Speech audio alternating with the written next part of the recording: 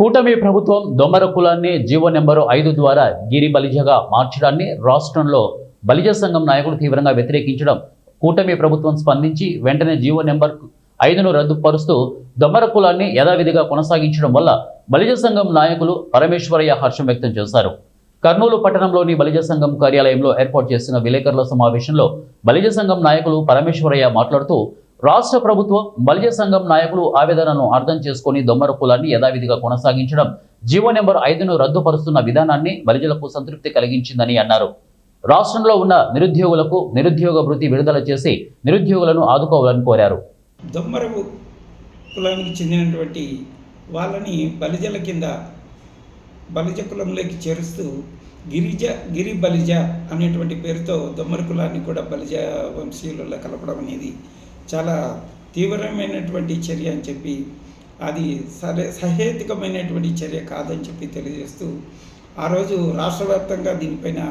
అనేక బలిజ కుల వంశీయస్తులందరూ కూడా తీవ్రంగా దీన్ని ప్రతిఘటించడం జరిగింది. ఆ ప్రతిఘటన ఫలితంగా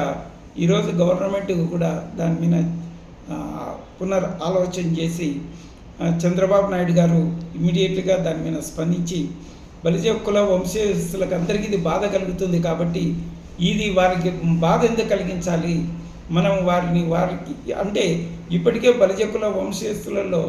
301 బలిజలని తెగలున్నాయి. దాంట్లో వాడ బలిజ, లింగ బలిజ, శెట్టి బలిజ, రాజమండ్రి బలిజ అనే రకరకాల బలిజలుగా పరిగణించబడుతూ ఎవరికి వారు యమునా తీరే అన్నట్టుగా ఉన్నటువంటి దీంట్లో మళ్ళీ రకరకాల కులాలను తీసుకొచ్చి చేర్చడం వలన ఇంకా ఉన్న కాస్త ఐక్యత పోతుందనే ఉద్దేశం చేతనే, ఈ ఐకమత్యం చెడిపోకూడదనే ఉద్దేశం చేతనే బలిజ కులస్తులను వేరే వేరే కులాలను ఇందులో కలపొద్దని చెప్పి సవినయంగా మేము మనవి చేస్తూ,